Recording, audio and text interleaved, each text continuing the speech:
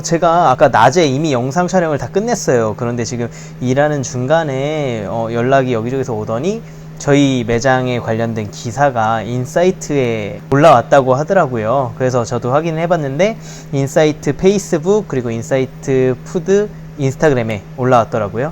그래서 혹시 생각 있으시면 뭐 검색해 보셔서 찾아보시면 될 것 같고요.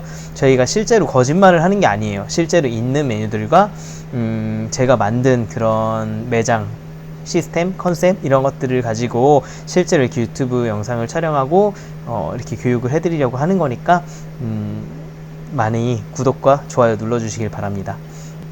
그럼 제가 낮에 찍었던 영상 쭉 같이 볼게요. 안녕하세요, 카이넌클입니다.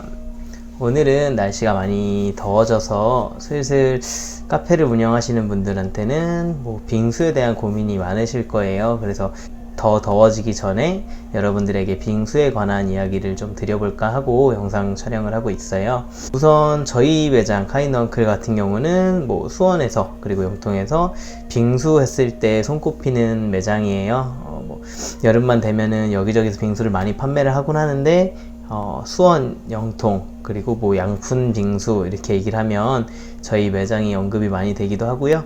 뭐 수원시에 있는 뭐 페이스북 맛집 관련 페이지에 매년 이렇게 제보가 올라올 정도로 빙수로 자리를 잘 잡은 매장 중에 하나예요. 그래서 이 빙수를 만들게 된 이유, 그런 것들에 대해서 이야기를 해보려고 해요. 우선 배경부터 설명을 드려야 될 것 같은데요. 저희가 매장 운영한 지 한 6년이 조금 넘었어요. 이제 7년 차인데 저희가 매장 오픈을 하고 첫 해에는 여름에 빙수를 판매하지 않았어요. 저희가 처음에 정했던 목표대로 첫 해에는 그냥 생과일 주스로 매장 자리를 잡자라고 생각을 했었고요. 그랬던 이유가 저희 상권에는 생과일 주스를 파는 매장이 없었어요. 그래서 처음에는 생과일 주스로 1년 정도 자리를 잡았고요. 저희가 오픈하고 6개월 만에 자리를 잡았는데 그 6개월이 지나서 다음 해에는 좀 뭐라도 더 확장시켜서 운영을 했으면 좋겠다라고 생각을 했었는데, 그 중에 좀 필요하다 생각하는 게 뭐 생과일 주스 부분을 업그레이드해서 크러쉬라는 메뉴를 만드는 거였고, 그 다음이 생과일 전문점인데 저희가 생과일 빙수를 해보면 어떨까 이런 생각이 들었어요. 그래서 만들었던 게 지금의 이런 시그니처 빙수인 딸품빙, 그리고 뭐 그 외에 매품빙, 뭐 스푼빙, 뭐 기타 등등 이런 과일을 듬뿍 얹어서 양푼에 나가는 양푼 과일 빙수를 만들게 됐고요. 저희 빙수를 만드는 해에는 이미 설빙이라는 프랜차이즈 빙수 브랜드가 있었어요. 그 해가 좀 뭔가 설빙도 좀 대박이 났었고요. 기타 등등 여러분들 머릿속에 스쳐 지나가시는 그 빙수 프랜차이즈들이 그 해에 굉장히 활성화가 됐었죠. 그런데 그때 당시에 빙수 같은 경우는 다들 눈꽃 빙수였어요. 지금도 뭐 대부분이 그렇겠지만 사실 제가 이렇게 넉넉하게 투자 자본이 많은 편이 아니었어요. 눈꽃빙수 뭐 가격 알아보신 분들은 아시겠지만 평균적으로 한 200만원 정도 한단 말이에요. 근데 제가 생각했을 때 여름 한철 쓰기에는, 그때 당시에는 뭐 1년 내내 빙수를 먹고 이런 거보다는 여름 한철에 먹는 메뉴였어요. 지금은 뭐 사계절 내내 찾으시는 분들이 많이 생겼고요. 예전에는 그냥 여름에 더위를 피하기 위해서 먹던 메뉴였던 거에 비해서 지금은 사계절 내내 드시는 분들이 있어요. 정말 맛으로 먹게 된 거죠. 이렇게 트렌드가 변화하듯이 뭔가 그에 맞춰서 메뉴 개발을 해야 될 것 같고요. 어쨌든 그때 당시에는 뭔가 여름에만 한철만 먹는 메뉴였는데 그 메뉴를 위해서 200만원을 쓴다? 물론 잘 팔려서 그 이득을 볼 수 있다면 괜찮다고 생각을 할 텐데, 제가 생각했을 때는 저는 그때 당시에 빙수에 별로 자신이 없었어요. 그래서 그 전에도 하지 않았던 것도 있고 그런 빙수였거든요. 요즘에는 그런 빙수들이 하나도 없더라고요. 그래서 아니 왜 퍼먹는 게 없지? 빙수는 와구와구 비벼서 다 같이 먹어야 맛있는 건데, 이런 생각을 많이 했던 것 같아요. 그리고 뭐 그때 당시 흐름 자체가 눈꽃 빙수가 너무 대중화돼 있고 인기가 많다 보니까 아니 이거 남들 다 하는 거 내가 해봤자 잘 될 리가 있나?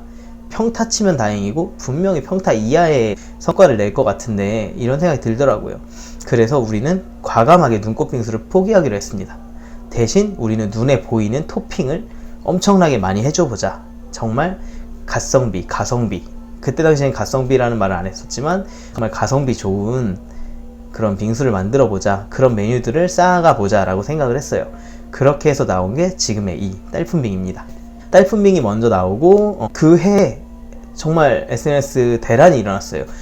SNS에 있는 뭐 페이스북 페이지들이 그 해에 정말 많이 생겨나고 있었는데, 예를 들면 뭐 오늘 뭐 먹지? 수원 기준으로 했을 때 수원 맛집, 뭐 수원에서 놀자, 뭐 대신 먹어드립니다. 뭐 그리고 딸기라는 페이지도 있었고, 뭐 또 기타 등등 되게 많은 페이지가 있었는데, 그 해 저희 빙수랑 딸기 크러쉬, 요 메뉴죠. 딸기 크러쉬라는 메뉴가 굉장히 많이 올라왔어요. 그러면서 수원의 딸기 맛집으로 자리를 잡았고, 그 SNS로 인해서 저희가 그 당시에 운영했던 커피니 수원 영통점이 커피니 전국 매출 1위를 달성을 했었고요. 이렇듯 제가 생각했을 때는 그래요. 남들이 다 하는 걸 하면 제가 남들보다 잘나질 않았는데 남들이랑 똑같은 걸, 남들 다 하는 걸 한다? 그렇게 해서 경쟁에서 이길 수 있는 확률은 정말 낮다고 생각을 하거든요. 그래서 과감하게 포기를 하고 남들이 다, 요즘에 누가 그런 걸 먹어 하는 방향으로 갔죠. 그렇게 되니까 오히려 더 성공할 수 있는 기회를 잡은 것 같고요. 그 빙수들로 인해서 지금까지 매년 빙수 시즌에는 저희가 먼저 스포트라이트를 받을 수 있는 것 같고요. 남들이 다 한다고 해서 다 따라가는 건 좋지가 않아요. 발상의 전환을 가져가서 뭔가 남들이 하지 않는 걸 정말 열심히 해냈을 때 좀 더 좋은 성과를 낼 수 있다고 생각을 하는 편이거든요. 전에도 몇 번 언급을 했었지만 우리나라의 카페들이 8만 개가 넘어요. 그 중에 뭐 빙수뿐만이 아니고 다른 메뉴들 다 똑같아요. 뭐 SNS상에서나 아니면 기타 등등 어디서든 유행을 한다라는 그런 메뉴들을 따라서 만들었을 때 지금 당장 눈앞에 매출이 일어날지도 몰라요. 이거 여기도 있네 하고 먹게 되거든요. 그런데 이게 장기적으로 크게 봤을 때 별로 좋지만은 않다는 거죠. 자기만의 색깔이 없는 거예요. 그리고 또 누군가에는 분명히 피해가 되는 거예요. 열심히 고민해서 만든 사람들한테는, 아니 이 사람들은 왜 쉽게 이렇게 남의 거를 베껴다가 판매를 하지? 이렇게 생각을 할 수 있는 거고요. 이런 것들은 참 민감한 문제인데, 옛날에는 막 중국에서나 막 따라한다, 따라쟁이다 이렇게 얘기를 했었는데, 우리나라 이제 요식업계, 기타 디저트 업계 정말 심각하죠. 저도 뭐 그걸 당했었던 장본인으로서 뭐 그게 법적으로는 피해갈 수가 있어요. 법적으로 잡을 수가 없기 때문에 처벌이 불가능한데, 그래도 남들의 노력을 그렇게 쉽게 베껴가면서 폄하하지 않았으면 좋겠어요. 남의 아이템을 베끼지 않고 뭔가 나만의 색깔을 살려서 만들려면 창의력이 정말 중요한데요. 제가 생각했을 때는 창의력, 그거는 사실 대단한 게 아니에요. 그냥 뭔가 필요하다고 느꼈을 때 정말 궁리, 고심을 해서 뭔가 결과물을 내놓는 과정이라고 생각을 하는데, 반대로 해보는 게 좋다고 생각을 해요. 눈꽃 빙수가 유행을 했을 때, 아니 그럼 눈꽃 빙수를 안 하는 건 어때? 라고 생각을 했었고요. 그렇게 반대로 생각을 하다 보니까 뭐 토핑을 많이 올려주자, 뭔가 가시성이 좋게 해서 뭔가 SNS에 사진이 많이 올라가게끔 만들어보자, 이런 생각을 하게 됐던 것 같고요. 그 와중에 맛이 있으면 정말 다행스럽게도 이렇게 뭔가 빙수 맛집으로 유명해질 수도 있는 거고요. 여기서 뭐 한 가지 더 팁을 알려드리자면, 눈꽃 빙수랑 일반 빙삭기 빙수랑 차이를 궁금해 하시는 분들이 계실 것 같아서 간단하게 설명을 드려볼게요. 우선 그냥 기본 빙삭기, 옛날부터 뭐 수십 년 전부터 써오던 빙삭기는 얼린 얼음을 그냥 빙삭기에 넣고 이렇게 모터가 돌아가면은 그 얼음을 슬라이스 치든 이렇게 살살살살 갈아서 이렇게 나오게 하는 게 기본 빙삭기고요.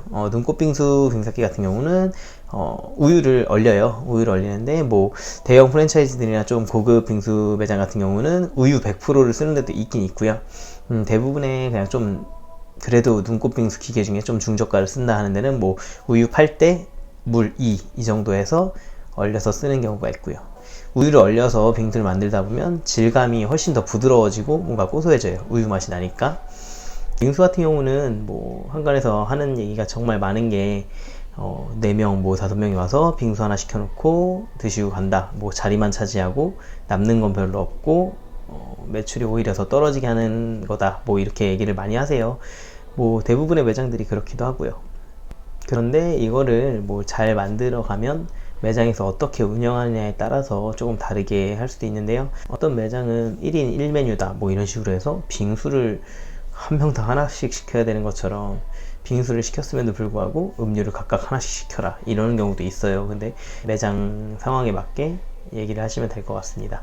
혹자는 그냥 빙수를 하지 말고 음료를 파는 게 좀 더 이득이다 이렇게 얘기를 하시는 분들도 있는데, 요즘에는 빙수가 정말 대중화가 돼 버렸죠. 그래서 빙수를 평소에 잘 안 드시는 분들도 친구들 만나면 다 같이 빙수를 먹으러 가기도 하고, 그런 분들은 또 와서 음료를 추가로 주문을 하세요. 그러니까 뭐 플러스가 될 수도 있고 마이너스가 될 수도 있는 요인인데, 그거를 잘 만들어 가는 게 업주분들께서 해나가야 될 일인 것 같습니다.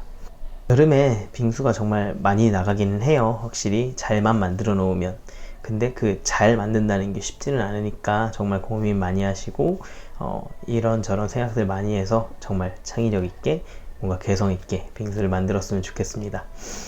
여러분들은 어떻게 하실지 결정하셨나요? 생각 많이 해보시고 결정하시길 바라고요.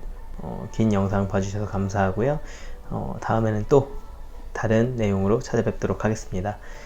혹시라도 궁금하신 내용이 있으면 댓글로 남겨주시고 좋아요와 구독 눌러주시면 정말 감사하겠습니다.